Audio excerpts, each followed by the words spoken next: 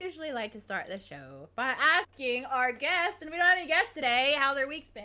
And since we don't have any guests And today, today I'm joined by my ever-present co-host, Pete Becker, oh, because you forgot that. I Hello! I did. I am your co-host, Kylie Wild. I can't believe I've forgotten that.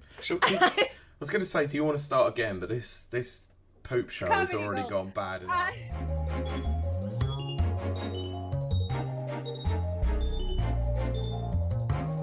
Anyone? Splatoon 4. Yeah. But they're going to introduce the mouse aiming control system.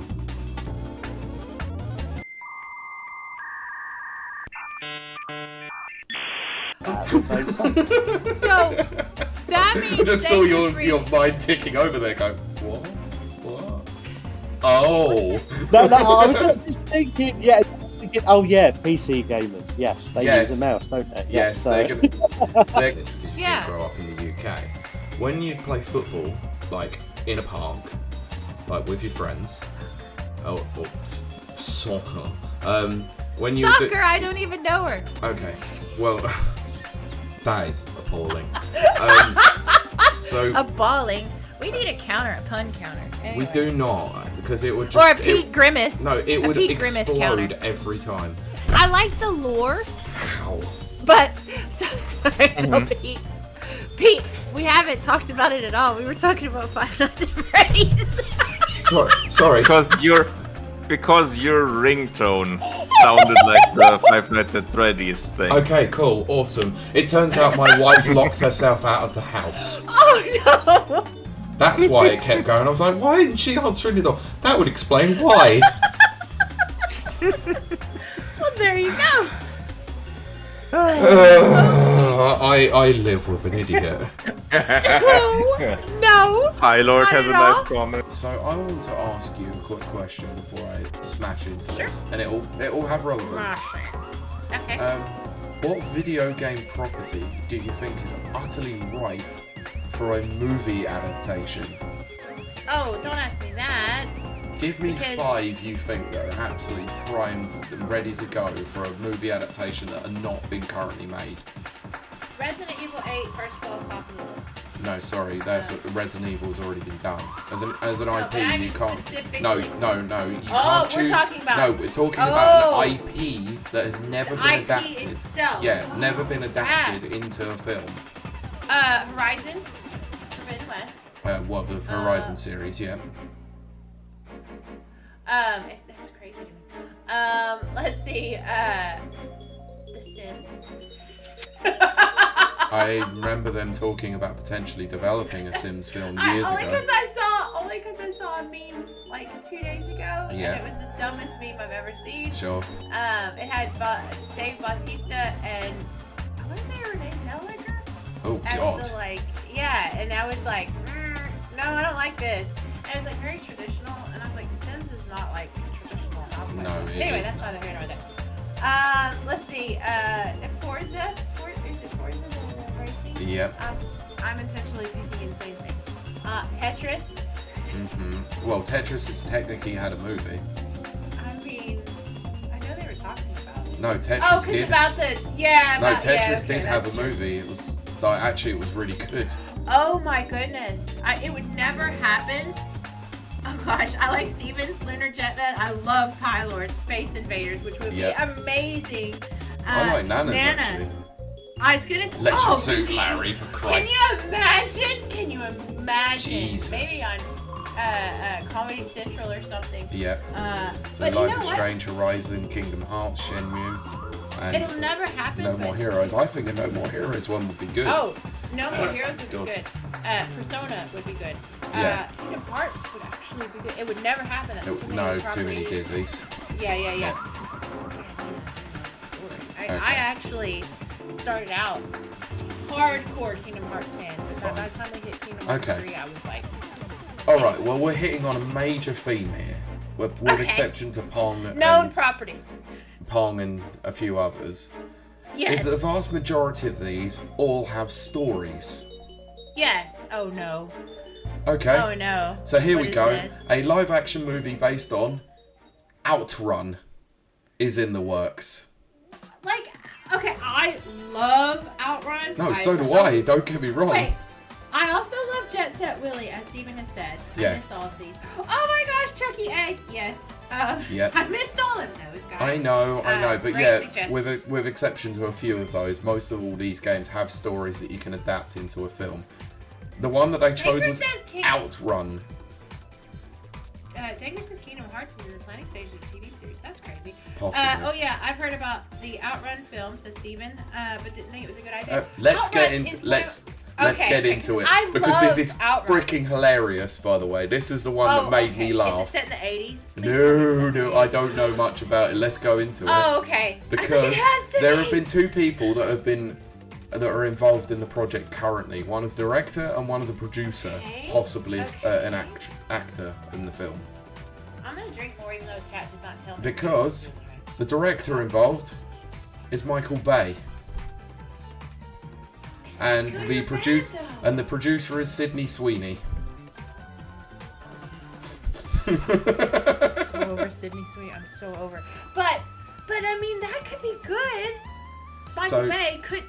Anyway, so initially reported by Deadline and now confirmed by Sega, the movie is in the early stages at Universal, with Bay set to direct and produce it. Sweeney will also be a producer on the film, but at the moment is not planned to star in it. The script is being written by Jason Rothwell, who previously wrote the script for Mads Mikkelsen's action movie Polar. I was gonna say I recognize that name. Yeah. I recognize that on name. Sega's end, the film will also be produced by Toru Nakahara, who also worked on the three Sonic movies, the Knuckles series, and the upcoming Golden Axe animated show.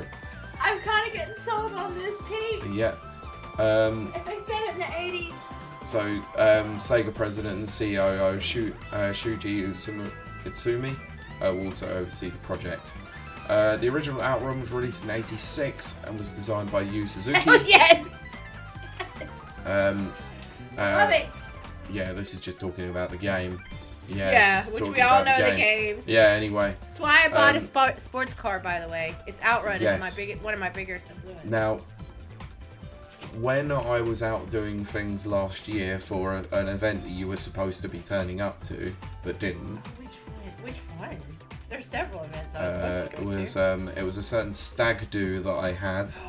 Oh, I couldn't. I was so disappointed. I know. They had one. Wait, I gotta brag, Pete. Sorry, I gotta brag. Pete had one of the most amazing stag do's. It was fantastic. Oh my god, I was in the planning meeting and I was just like, and I had to pull out the last minute, and that's what she said.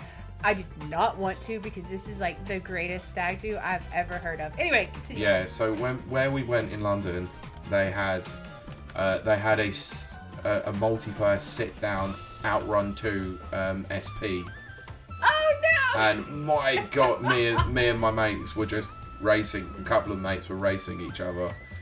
It is the only time ever, and I was absolutely tanked by this point, by the way, that I've ever completed Outrun 2.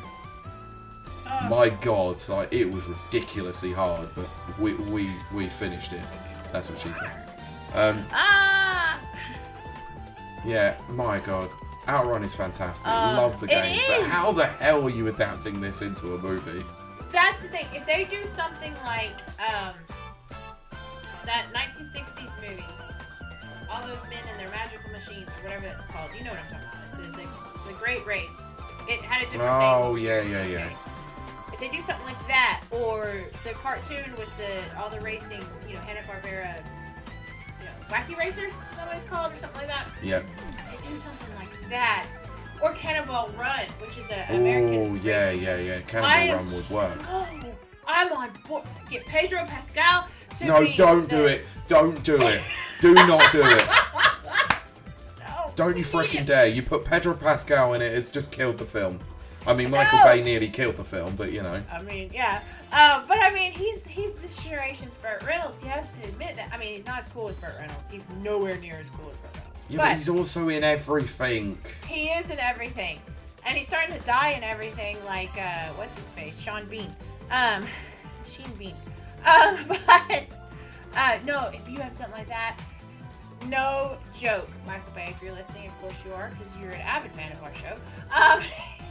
I would watch the hell out of like a comedy race. You know, or even Rat Race. I don't know if people have watched that. It's not a very well-known movie. I love Rat Race. It cracks me What, the up. original? The one with Mr. Bean in it. Oh, the remake. The remake is funny as hell. That one? Yeah. I love that. Stupid film, but it's just so dumb. It's dumb comedy. I love dumb comedy. Just stupid and goofy and just dumb jokes. If it does something like that, Pete, I'm on board. I'm on board. I mean, let's be honest. There was some. You're trying to make it serious. I know there was rampant sexism in the Outrun games anyway, with the fact that you've got a big booby lady like being driven along by a guy in a sports car, which is why Sydney Sweeney is perfect to star in this. I mean, it's a Michael Bay film, so it's going to have a hot chick in it. I mean, look, he made Megan Fox a thing. I mean, Megan Fox is now gone. She was so beautiful in that first Transformers. Like, she was absolutely gorgeous. I was like, second one as well. To be. Yeah, but then she started the plastic surgery. Yeah. Anyway, if they put a hot chick in it, and I hope they do, I'm okay with that. As long as they also balance it with, you know, not that a cool chick can't also be hot, but, you know, put a cool racer in there that she's like, you know, put me in it. I mean, also with a hot chick, but that's why I said Sydney Sweeney. You know, that's fine. No issues here. I'm kind of just tired of Sydney. It's just oversaturated. No, but that's because every single freaking thumbnail on YouTube became her for a long while. So I get why, but it's just like I'm just a little over. That's what it is. I'm just oversaturated. Yeah, kind of like me and Pedro Pascal. And it says, is the Outrun film just going to be Fast and Furious again? See, if it's that, I don't want to see that. I don't want to see that. No, I don't either. Fast and Furious is its own thing, and it's cool. It's fine. No, it's not. I want something so dumb and stupid and 80s and cheesy. Yeah, make it cheesy and 80s. Trans Am. Yeah. A red Corvette. Oh, I'm there. I'm there. I'm there first day. Ah! They've got to have that red Ferrari 350. They have the red Ferrari. That's when you think about Outrun. That's what you think is red Ferrari. But if they want to do a red Corvette and a red Trans Am, and if they want to just do all of them red. Yeah, fine. I'm down. I'm down. But anyway, and a chick in a red bikini. I'm fine with that. Also have some cool, smart chicks. Not that cool, smart chicks can't be sexy. They are. I'm just saying, let's balance it out. Yeah, fine. I'm on board. I'm on board. Michael Bay is gonna have a hot chick in a bikini. Of course it's going to. Yeah. Absolutely. I'm kind of thinking this might do. Now I'm starting to think more about it. I'm just like, okay, right? he might actually be the perfect person for an Outrun movie. It needs to be shallow. It'll be shallow, schlocky, and absolutely ridiculous. Exactly, over the top. With rampant sexism and a bit of rampant racism in it as well. A little bit of little tinge of both. Yeah. Women with big boobs. Well, sexy women, because Megan Fox doesn't really have big boobs per se. They just were proportionate and she looked very nice.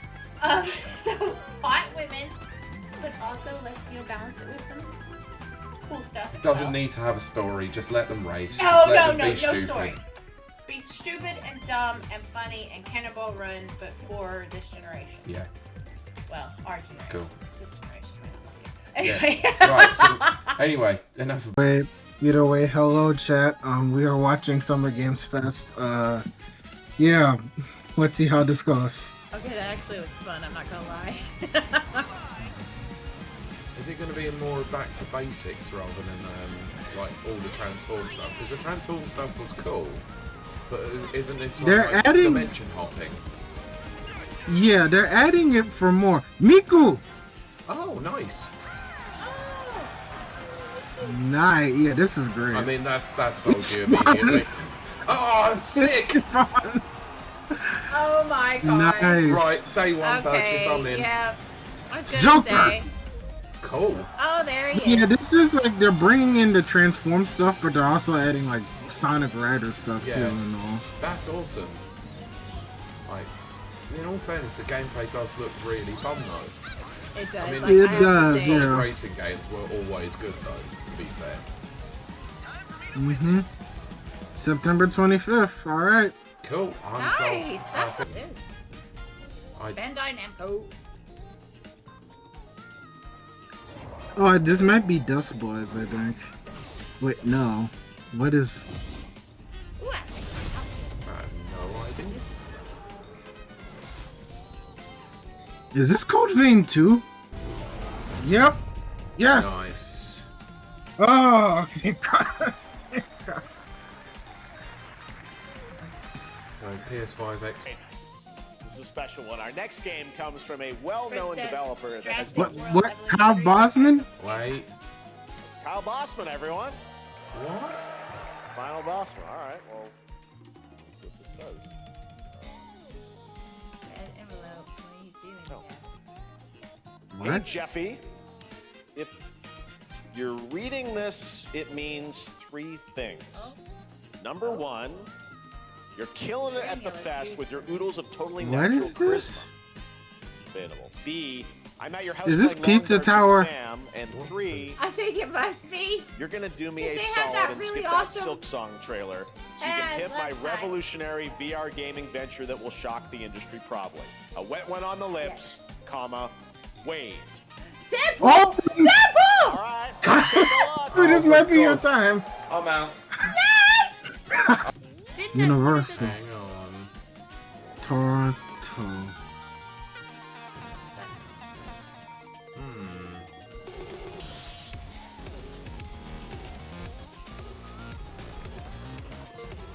Okay.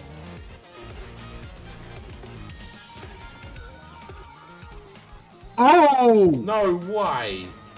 Another Scott Pilgrim game. There you go. Oh my God! Oh wow. Go Nice. Pete.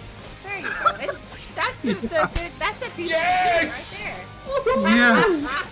That's actually I kind of can't crazy. believe they're actually making a sequel to this. Oh my Actually goodness. looks good. I'm not gonna lie. Oh, so sick. There might be time to dye my hair. Oh, so this is what they've been working on. Yeah, I knew this was. I knew they were doing something. That does it. So, are all the Pelican characters coming back, or are they going to have some new ones in there? They said 7. Yeah. Well, there was 7 in the previous game, I think. Or there was 6, I think. 2026, nice. Right, I'm in. Day 1 purchase. I'm sold. Well, the 27th of February, to those who are not in the know, is Pokemon Day. So every single year, the Pokemon What, I get to come. Pokemon?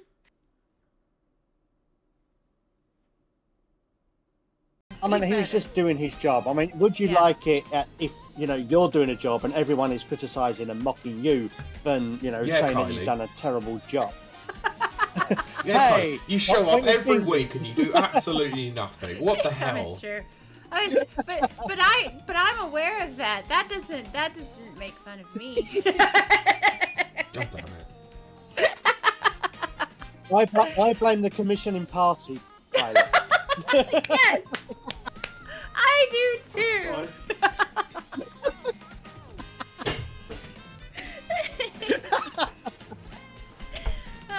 For our lovely listeners, Pete got up and walked away.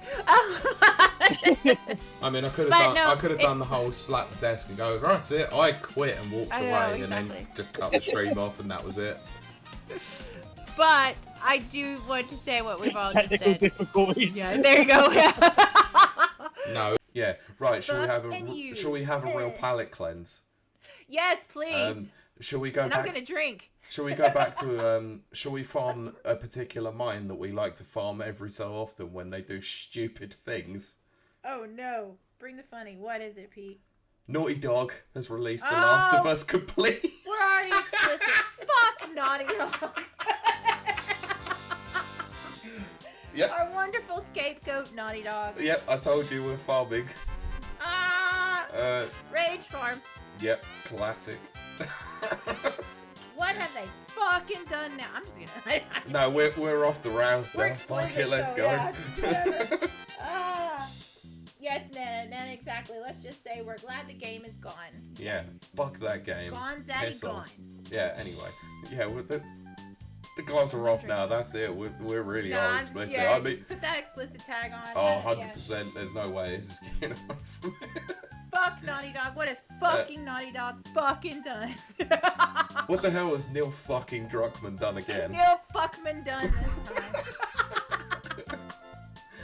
Oh dear. Right. So the collection, which features both The Last of Us Part 1 and The Last of Us Part 2 Remastered, is available from today or whenever the article was created. I don't care. I'm not even going back and looking at it. For $100 or £95, and a physical version is available for pre-order on the PlayStation Direct website. The physical version will be $120 or $110. Releasing on July 10th, which comes in a steelbook case. American Dreams Comics 1-4 featuring new cover art. A set of 4 lithographic art prints, and a thank you letter from Neil Druckmann. Jesus Christ. My God. Does this guy have... You were speaking about narcissism? Yeah. This guy. That's walking definition. This freaking guy. Pander. Yeah. Love me. Yeah, so... The Last of Us Part... Let's go over this. The Last of Us Part 2 Remastered released on PS5 last year. A physical collection, by the way. And a physical disc. As well as the Fucking hell. As well as a remastered version of the 2020. Yeah, remember, 2020 PS4 game. So, re-released 4 years later. It includes a trio of lost levels which features playable sequences previously cut from the game, and a roguelike survival mode called No Return. Wow. And it says people want to buy this, but complain about Mario Kart World costing too much. I was getting to that. Okay. Because I'm ready. I'm like, I'm loaded, man. I'm loaded. I'm ready to talk about this. I'm not going into any more in this article. It's just a puff piece talking about it now. But the last thing is obviously that season 2 of The Last of Us on HBO or Sky Atlantic in the UK is airing this month, tonight actually. I'm not watching it, but not because like the quality's bad or anything like that. I do not like this arc. Oh, I don't. I'm gonna wait till it. Look, I'm still gonna watch it. I will still watch wait. it. No, I'll wait. Are you gonna watch it as it happens? Or are you gonna save it up? No, I'm gonna watch it as it happens. I want to know. I don't want to know details because I don't like spoilers. No. I will let you know. Good or bad. I'll let you know what my thoughts is, and then obviously if they end up changing the narrative any slightly or even in orders. No, Well, if they change the ordering of events, which I may have heard they might have done. Yeah. Then things might be slightly different. Nana says they are who we thought they were. Frauds. No. Let's call it how it is. Let's call it how it really is. They're fucking frauds. They're fucking greedy. I apologize, everyone. Like I do, I really do. But also, we already put the explicit tag. We did, and we had to talk about horrible things. So let us vent. Steam. Let us vent. Oh, let's vent that valve and some steam out of that Oh valve. my god, this is awful. This has gone to complete shit, hasn't it? Yeah, this is awful. This is bloody terrible. What a waste of time. Right, a game that is. Do they not have any properties at all? Do they not have any IPs? Naughty Dog did. Didn't they do like Sonic? They did something. They did a Sonic game, didn't they? They did something. Sorry, Naughty Dog, who did the original Crash game. That was it. Okay. Yeah, it's BioWare that did Jak Sonic. and Daxter. Yeah, I confused them with BioWare for a second. The Uncharted games. He says if we all cuss and fuck it. Good. Join the club. It's true. Now it says it. I mean, it's been a while since one of those episodes, so why not? Exactly, it has. We gotta have at least one. Get one in the tank. I have no more respect for Naughty Dog. I don't have any more respect for Naughty Dog. They're a cash cow. They're just, The Last of Us is their cash cow, I should say. We need more creatives. We need, more IPs. Something. The dadgum video game landscape this year has been barren. I'm not going to insult anyone. No. I was going to make a very bad joke. But it has been barren as a barren thing. Barren as dead things. There's nothing out there. There's nothing. Anyway, so Nana put in the chat, and I have to absolutely agree, they have IPs, but Neil Suckman is just a hack who refuses to use any of them because his name is not on them. I mean, and you would think if he's this great, wonderful, visionary genius that he purports himself to be, he would be creating and creating and creating. But he's put nothing out! No, he is. He's currently writing and directing that game, Intergalactic, the Heretic Prophet, and it looks absolutely abhorrently bullshit. It's gonna be so terrible. I don't like to call games before we see anything. But Neil Druckmann's probably using AI to write it. I said it! I said it! I do wonder whether or not he is just a narcissistic AI in a human body. Yeah, but there's a reason I said that, by the way. That's not just me just being generically insulting. Yeah. If you know the history of Neil Druckmann, he has always relied on more talented people, Amy Hennig being the absolute first. Amy Hennig being one of them, Evan Peters, I think it was, who helped co-write The Last of Us. No, I don't think it was Evan Peters, because Evan Peters is an actor. Oh yeah, Evan. Hang on. Yeah, carry on with the point. Cerny, do it. Cerny, fix it. Yes, he can. Yeah, my point. Oh, Bruce Stanley, sorry.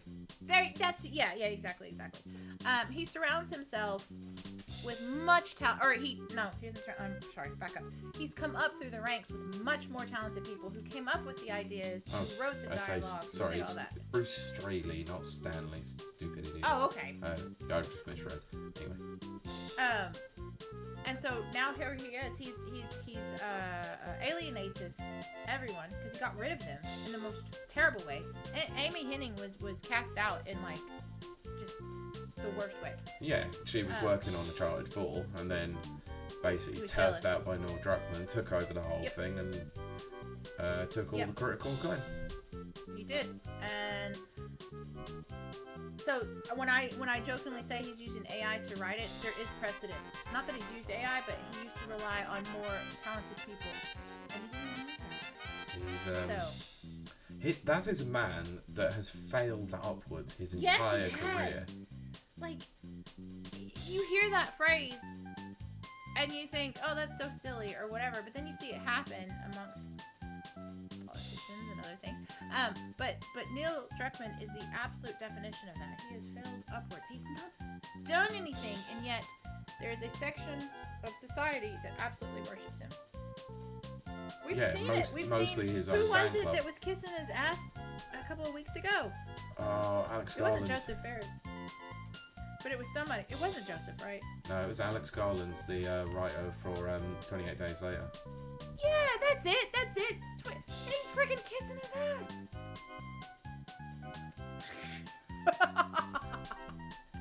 Asshole. Yep. Anyway. Let's go out. Even though that was fun, I did enjoy that very much. Yeah. You can go back in our archives and you can look up all the shows where we talk about Neil Druckmann and all the Last of Us part whatevers. I mean, considering a couple of weeks ago we did an episode called Neil Suckman the Cuckman, or Neil Cuckman the thing is, Suckman, or that's whatever not the only one. There's No. so many. If you also want to join in our use your hate, use your anger, you will enjoy those very much. There aren't many people in the video games industry that ruffle my feathers, grind my gears, absolutely pisses me the fuck off. And both of us, because Pete and I are very different people, believe it or not. We don't actually always agree. But on drugs. I disagree. Do ya, Pete? I do on this occasion. No, I'm joking. No, we are unified in the fact that we both absolutely despise this man. And I don't want anyone to take this wrong because I do love The Last of Us, the first one. And I do adore The Last of Us TV show. No, let me just say this. The product is not the issue. Oh, no, there are issues with it. There are absolutely huge glaring issues with it. Its combat system is absolutely fucking diabolical. It's awful. Technical, yes. Like, yes, like, even for a PS3 game, a very late PS3 game, it was fucking muddy and disgusting at times. Like, it wasn't a nice looking game by any stretch of the imagination. but this is me being hypercritical. The story itself is what is a near masterpiece, I would say, in terms of video game narratives. It is. I mean, it was perfect to adapt into a TV show, which is what they did, and the first series is very good. Even if they did have a stupid focus on certain side stories that didn't need to be told, but it's fine. I still love episode 3. Don't get me wrong, I love the episode, but it was something that was so minimal in The Last of Us I know, game. it didn't And they turned a need whole it. episode into it, and fine, whatever. Very good episode, unnecessary. Probably shouldn't have had it when it meant that you rushed your entire final episode, last 3 hours of the game into a 45-minute episode. Yes, I watched it again recently. It's fucking brilliant, but still. And I know this isn't the Never Watchers, but I'm just going to say this and we're going to move on. HBO is notorious for rushing the end of their daggum series because Game of Thrones, don't get me started. Well, they had no source material, but that's because George R.R. Martin decided to spend 14 years on fucking writing it and not actually writing. Yes, he also got into a huge disagreement with the showrunners. He did.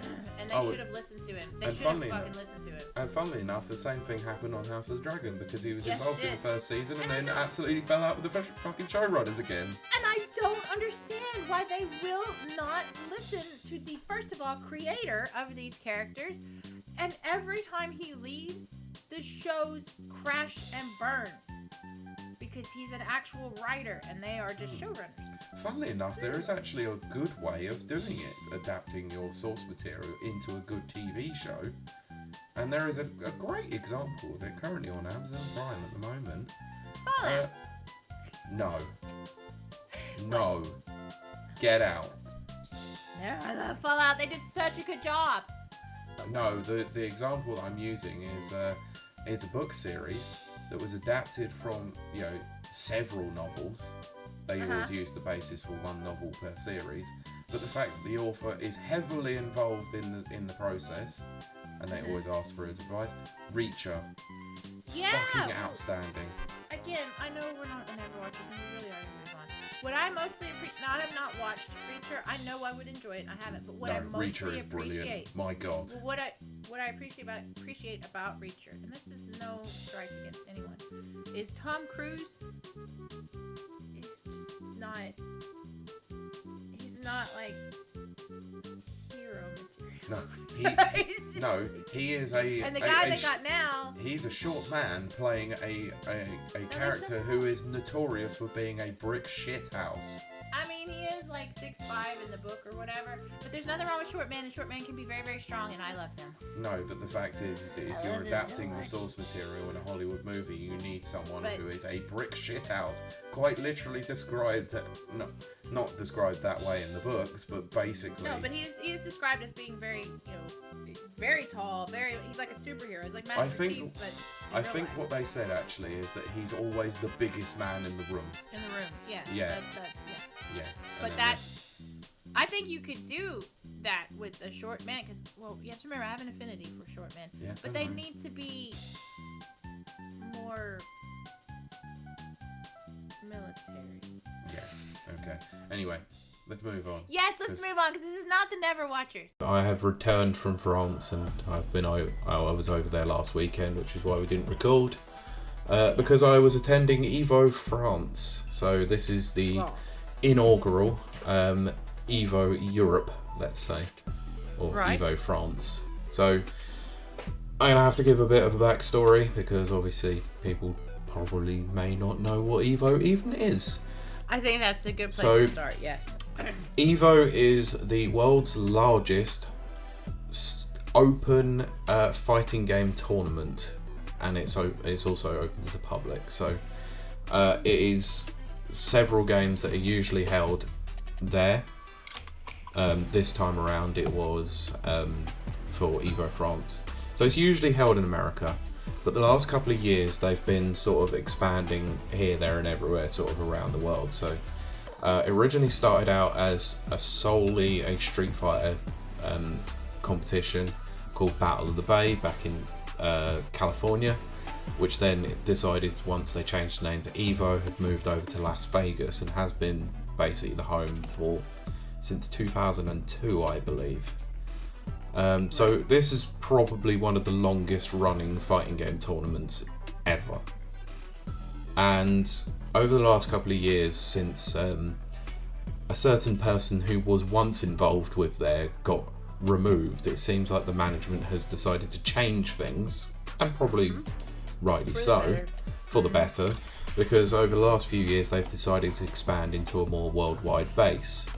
So the last couple of years they've had Evo Japan. This one is the first that's had in Europe and will forever remain in France, probably more likely. And in 2027 there is Evo Singapore coming as well. So they're going on a huge expansion tour. I kind of wish they were doing Evo London, but seems pointless if they're doing Evo France. Yeah. And so this was held at the, I'm going to butcher the French pronunciation, the Palais d'Exposition in Nice. Yep. Awesome. So on the Sunday was Strive, Tekken, and then Street Fighter 6. I know they're taking the absolute mick. They're Tekken the mick. I know. Sorry, it's been an exhausting last few weeks, and I'm still not even 100% as well. So it's going to be awful. I went specifically because I was going to compete in Street Fighter 6. So this comes to one of the games that I was playing over the time, Street Fighter 6. Where I was playing a lot of it, even to the point where I put a tweet out on the Thursday going, I'm in France, someone come and play some games. And unfortunately, no, got nobody, so I just sat in my hotel room that evening, just on training mode, just trying to get some things down. So, played a couple of games before my actual game, and met a really, really nice Swedish gentleman there, who wasn't in my pools, but he also had the same outcome that I did, basically, which is a shame. Right. He also had the most incredible arcade stick I've ever seen in my life. A custom-built Lego one. Oh, very cool. Which was amazing, by the way. Also, that's the title right there. Mike Tindo just said the title. Oh, God, yeah. Okay. Fine. It's been copied. It is done. Ugh. Is done. So yeah, anyway, so I went to go and compete. I got given my pools, and they usually do it about a week before, maybe a little bit less, so I knew who I was going to come up against. Right. So the first game that I got drawn against, it was a young lad who was a signed player. Oh no. Yeah, it wasn't one of the major names like you would imagine, but but it was still someone who was like, oh my god. Yeah. And they played what's known as modern Ken, so you've got two different control methods. You've got classic and modern. Modern is like more simplistic, but Ken is a beast in the game anyway, and playing him on modern controls is absolutely even more ridiculous. I got my literal ass handed to me very, very quickly. Oh my gosh. So it's so it works out, it's the tournament bracket is like best of three set games, basically makes up a set, and the tournament is a double elimination. So you start out in winner's side. If you lose your first, you lose your first game, you go into the loser's side, and then if you lose again, you're out. So yeah, I got put into loser's side in my first game, which is very unfortunate, and the game lasted probably no more than 5 minutes. It was brutal. It was horrendous. Probably the vast majority of that time was probably button checking. So yeah, it didn't go well. So the way it works is you've got a referee basically around each stand, and you have to go and report your score afterwards. When I reported, and they went, okay, well, you might as well stay on there, your next game's coming up. So I'm like, great, I haven't even got any time to decompress after that and figure out what the hell I did wrong, to then go into my next game, which is in the loser's side. And I came up against a character that I have not experienced a lot of online, which happens to be a character called Marisa. And she is a tank. So has a lot, hits heavy, but is quite slow. And when you're playing a character like I do, which is Kimberly, who is very aggressive, when you're playing against a character that hits heavy, they have a lot of defense defensive options. Kimberly does not have a lot of those.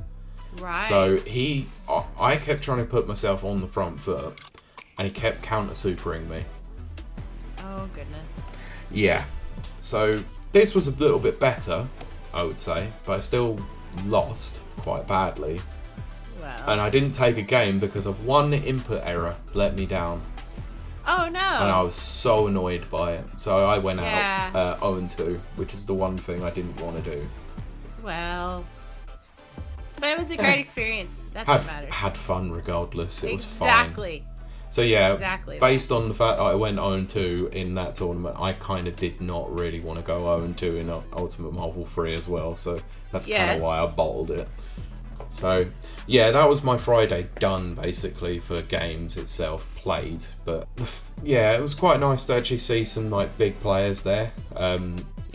Through in the 2XKO tournament, I did see a content creator there by the name of JM Cross playing a game, who is quite big in the fighting game community. Has actually commentated on quite a lot of games, like in Evo as well. So I saw him playing a game actually, and it was quite cool because being an open tournament and a convention, like you can just see all these players just walking around, just doing their thing. Yeah, that's very cool. Like throughout the weekend, you could see like mainstays from like the Tekken community, like Tasty Steve, Logan Sama was there, which is one of the Street Fighter commentators. I think Justin Wong was there at one point as well, I believe. But yeah, it was an unreal event, and I'm so glad that I went. They announced it's coming back again next year around about the same time, so if you didn't get the chance to go to this one, I highly recommend it. Nice is a beautiful city, and I obviously didn't talk about the food. The food is unreal. I mean, it's France, of course the food's brilliant. Of course it is. And just walking around like that city, like incredibly safe, incredibly decent. Like I was walking around on my own, like no problems whatsoever. Like everyone was like really respectful of each other, really like happy to be there, you know, everyone saying hello and stuff like that. So if you were there on your own, like, and you wanted to play like Tokon, and you got paired up with people and you're just having a chat with them, it was an awesome event, like, and it went off without a hitch throughout the entire weekend, I think. So always good to know.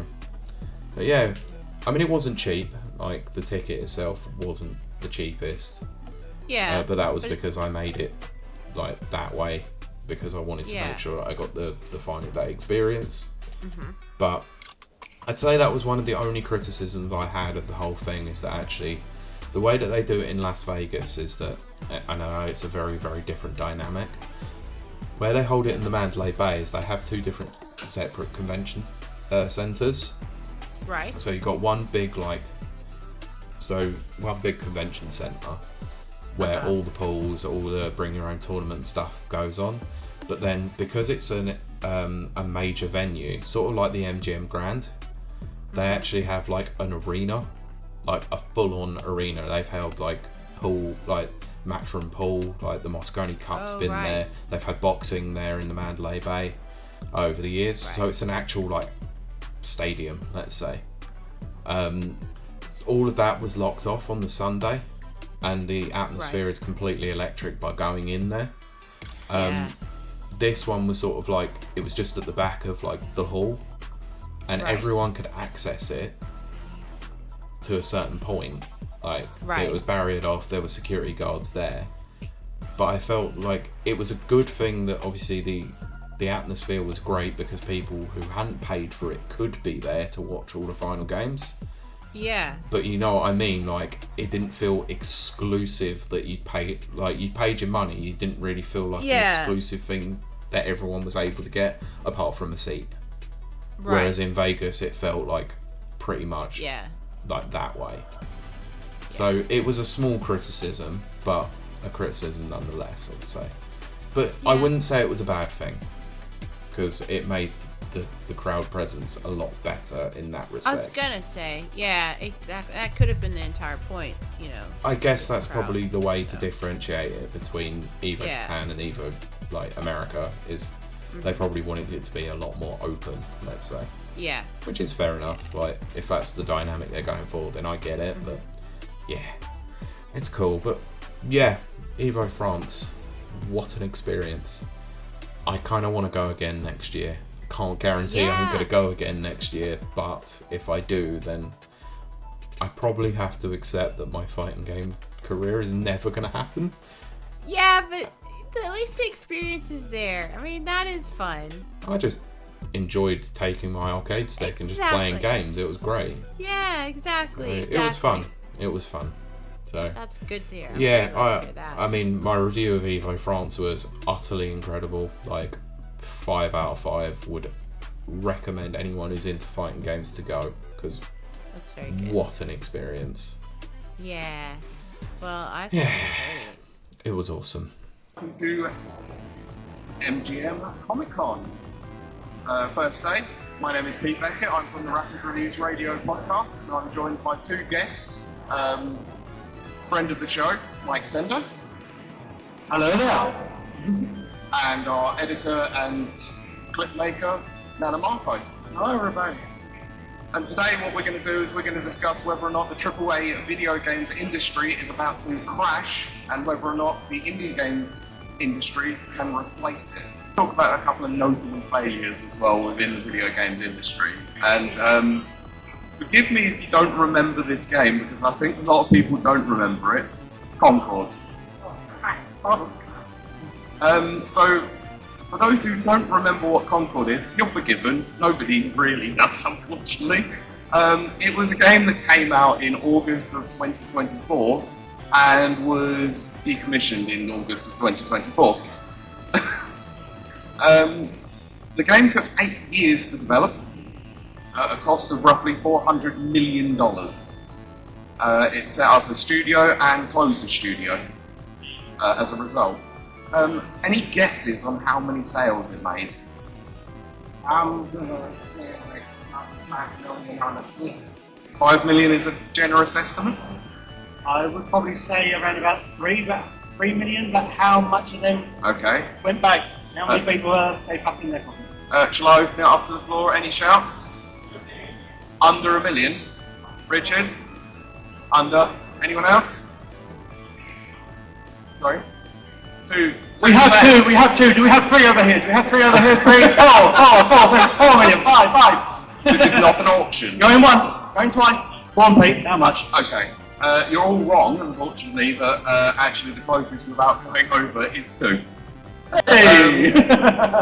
25,000.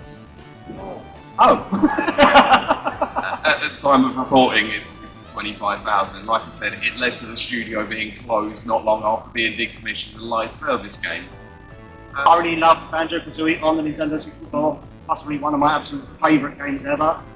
And then playing ukulele, I enjoyed it, but it just did not quite live up to the hype in terms of gameplay and the characters. But this time around, they've really gone back to work on the game. They got back to cooking it, and it's been spectacular. I've absolutely loved playing through the game, and I can't hype it up enough. I can't disagree with that, but I also don't agree with the fact that a game that's 8 years old has been remastered. Even if you give it the tint of, let's rename it something else. Oh, like The Last of Us Remastered 1, Last of Us Remastered Part 2, remastered. Sorry, The Last of Us Part 1 remake, remastered on PS4, remade on PS5, yep, I agree. I'm starting to get the feeling it's not The Last of Us. It's definitely not. It's the many of us. Yeah, I mean, we've seen a lot of games where they have these overinflated budgets, and it's like they're over-promising for these games as well. I mean, look at like the Perfect Dark game that was cancelled. That one stings. Oh yeah, and then on top of it, there was like talk that what they even showed as a demo wasn't even the game. Allegedly. Allegedly. Yeah. I also just want to bring up this example because it always sticks out in my head. Mighty Number 9. Like they had that on everything. They wanted to put it out on everything. They wanted to make an animated series, and it just didn't work out. Yeah, they definitely hedged their bets on that one. It was like, I'm gonna release a Kickstarter and let let it go, but actually make a good game first. Probably is probably the first foremost thing you should be doing. Yes. What do you think that the AAA video games industry needs to learn from the indie scenes? The main thing is just taking risks. I think that's the big thing. They need to like put more creative ideas out there and maybe like take risks with like new IP or like dormant IP. Because like for as good as a studio like Capcom is doing, they like have a lot of IP they don't want to use, like Mega Man or Breath of Fire. And they're bringing things like Onimusha and Okami back, but it took us a while to get there. Let's be honest. Yeah, I agree. I'm still waiting for a Dino Crisis game whenever that's ever gonna happen. Why would you say that? Because I like Dino Crisis. Why else would I say that? Base building thing. Looting, shooter, all of them, all in one. And, well, not so much looting, it's more crafting. But you tend to get frustrated in those sorts of games every time you jump up a level. You know, the bosses are too hard or whatever, and a lot of people just give up. Excellent. This might take a while, so... Yeah, I'm reading at the moment, so... Oh my gosh, that was Mike has definitely assumed that, like... Hold on, let me bring that down a little bit more. Oh, that Okay, was no. great. Hold on, man. There was me. Story time with Mike. Yeah, with Mike. With Kylie, with Mike. That's Alright, brilliant. cool. So- Nana, you have to clip that. That's perfect. Hello everybody, my name is Nana. I am the guy who edited this video and the guy who looked dark as hell during that convention shot. I'm sorry about that, and also the sound quality for that portion.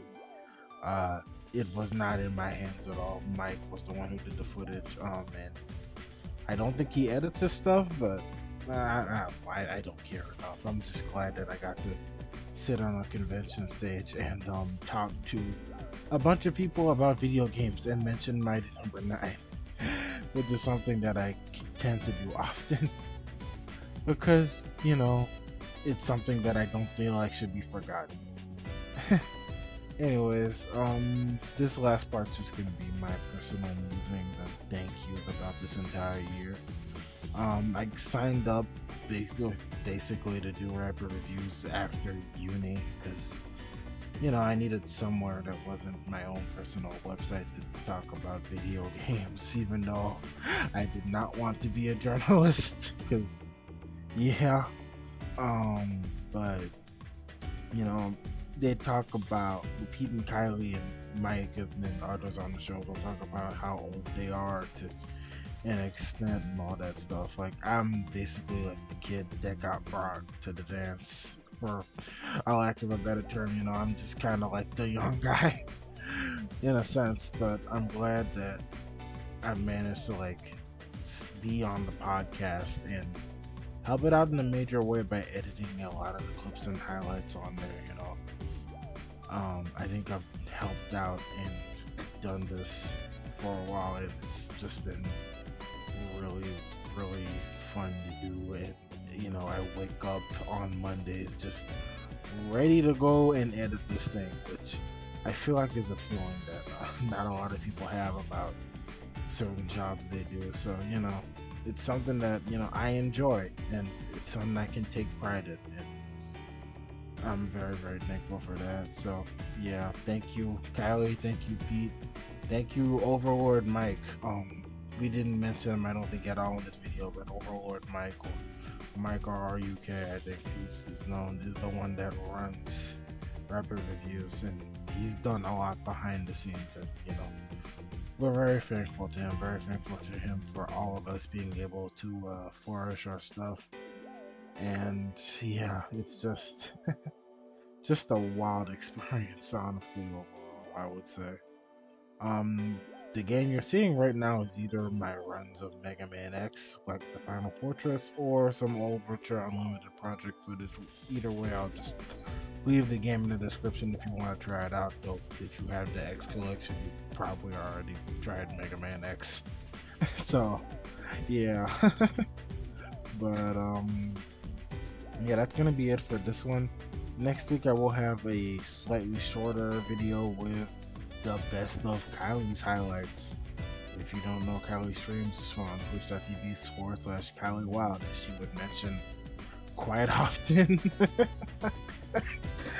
And yeah, I figured I'd do that as well because, you know, I'm a mod there and it's fun to do. I enjoy like editing for people's videos. I think it's just something I like, which I'm thankful for that I get the opportunity to do that. But this video has gone on long enough, I think. But thank you for watching. I hope you guys have a wonderful Christmas or holidays wherever you are.